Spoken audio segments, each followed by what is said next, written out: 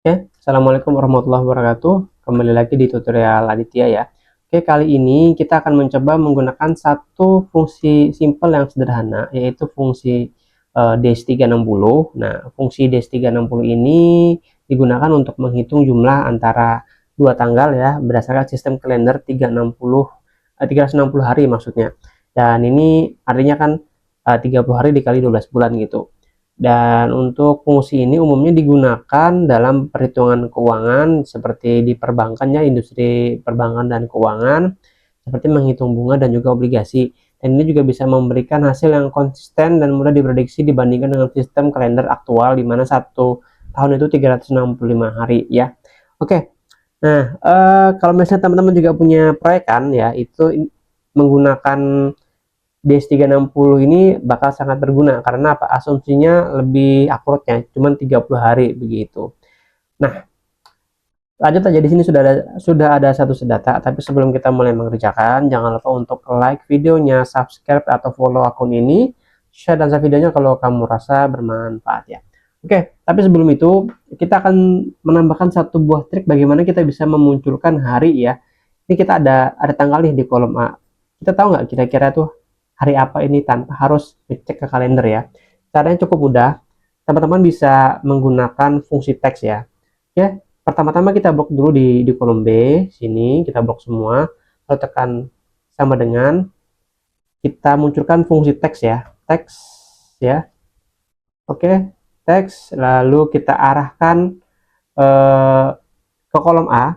Nah, lalu format teks kita rubah ini, kasih aja huruf D-nya 4 kali, D, D, D, D, lalu kasih tanda petik, untuk kurung tutup, lalu tekan Ctrl Enter. Oke, jadi sudah muncul ya hari apa. Jadi tanggal bulannya tanggal 17 bulan 1 2025, hari Jumat. Oke, nanti teman-teman bisa cek sendiri ya kalau yang untuk tahun 2025 ini.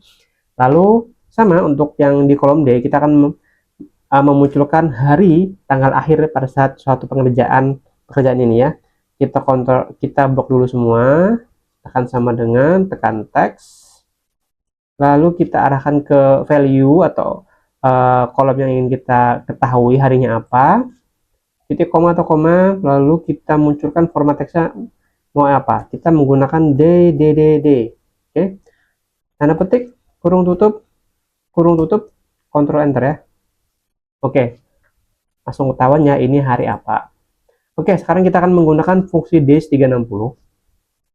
Kita ketik sama dengan days 360 kurung buka, start date-nya adalah tanggal 17 bulan 1 2025 ya, dan end date-nya adalah 15 bulan 4 tahun 2025. Kurung tutup ya, 88 hari. Oke, lalu akan kita copy fungsinya ini dari kolom E2 ke kolom E12 dengan cara kita blok semua, lalu tekan Ctrl D.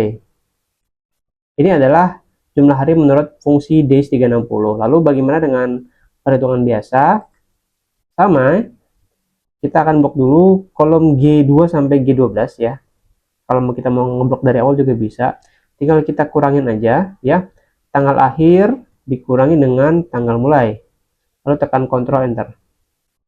Oke. Di sini kita akan melihat perbedaannya, apalagi yang sudah ada perbedaan tahunnya, misalnya mulanya tahun 2023 dan selesai tahun 2025 ya, kita cek. Oke, ini ada berapa nih? Cukup jauh ya ininya, 10, ada lebih dari 10 hari ini. Kalau makin jauh harinya ya, makin jauh tahunnya, makin jauh selisihnya jadinya ya. Coba kita cek berapa selisihnya ini. 13 hari. Ya, jadi semakin rentan waktu semakin lama tentunya bakal selisihnya makin banyak. Tapi kalau misalnya dalam tahun yang sama, ini kayak contoh di baris kedua, di mana ini tanggal 17 bulan 1 tahun 2022, di sini saya kasih highlight ya.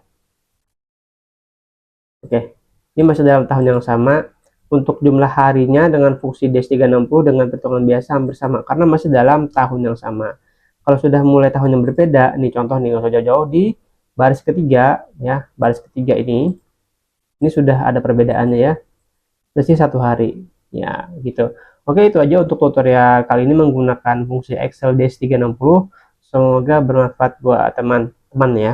Wassalamualaikum warahmatullahi wabarakatuh. Oke, jangan lupa untuk like, subscribe, dan share aja videonya kalau teman-teman rasa bermanfaat.